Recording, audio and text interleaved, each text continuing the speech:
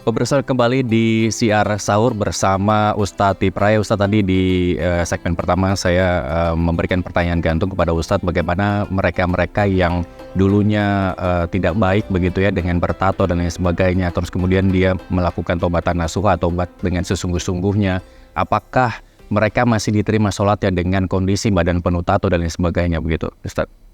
Baik.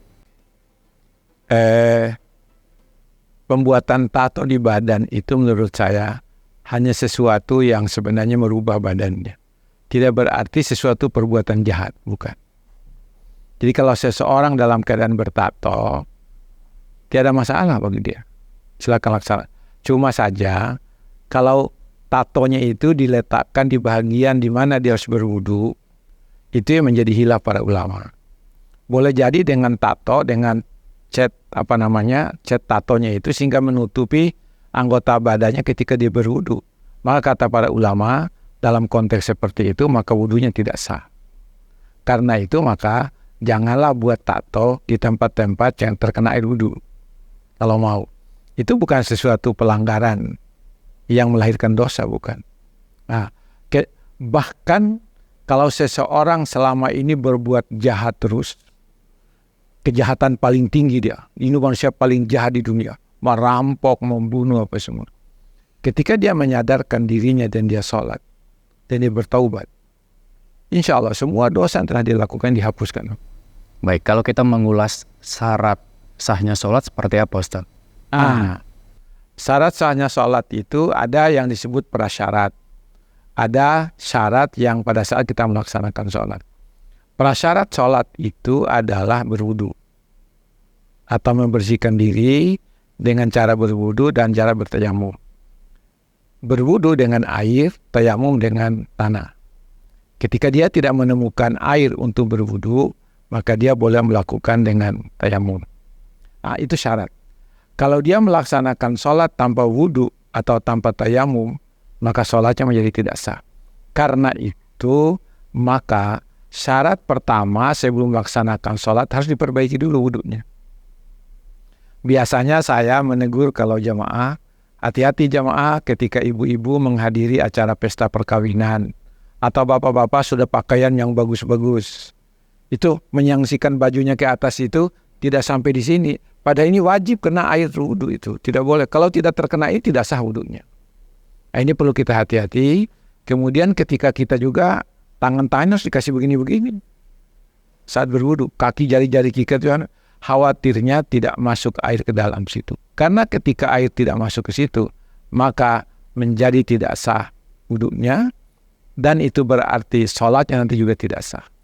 Itu di luar prasyarat sholat. Pada saat sholat, itu salah satunya misalnya, kalau seseorang, bosan baca Al-Fatihah, katanya sholat melulu, baca Fatihah melulu. Satu rakaat dia tidak baca Al-Fatihah, sholatnya tidak sah. Karena kata Nabi, la sholata liman lam yaqra' bi Fatihatil kitab.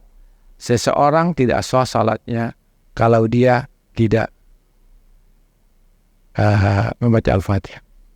Atau dia berkata-kata lain selain daripada ucapan-ucapan sholat. Misalnya, deh sini dulu dong, sini dulu. Ada dulu, dia lagi sholat, tidak sah sholat. Ya.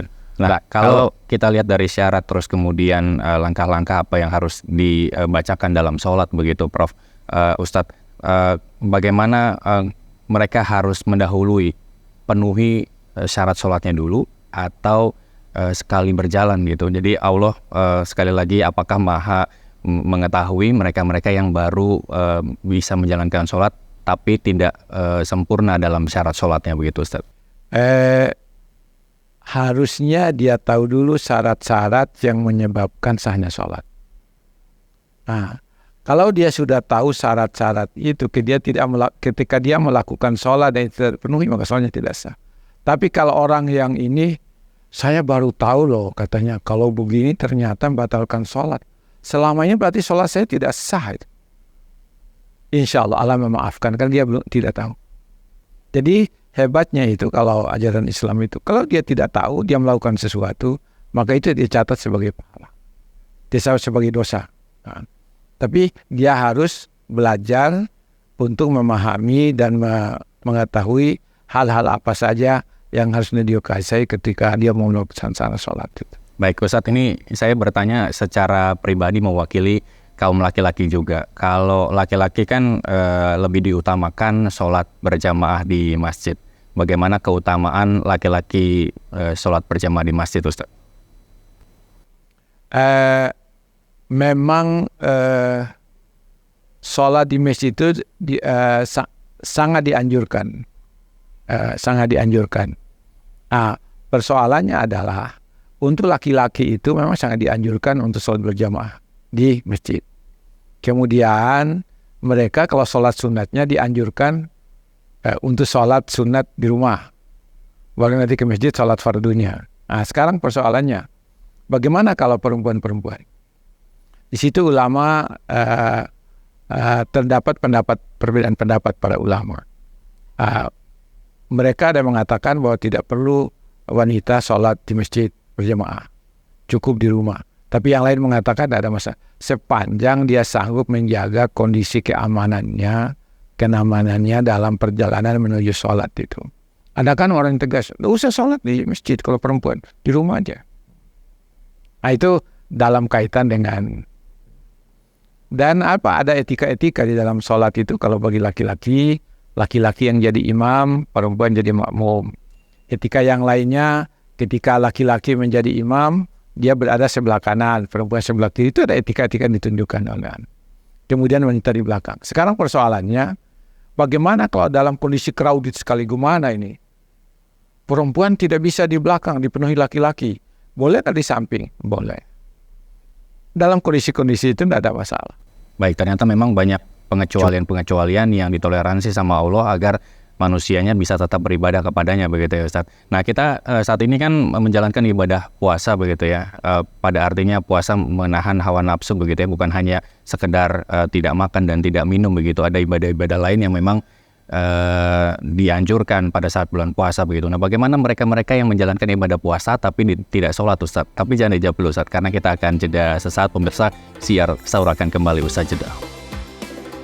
Karena sholat witir itu adalah penutup sholat tarawih, sholat sunat. Jika nanti kalau sudah tutup dengan witir,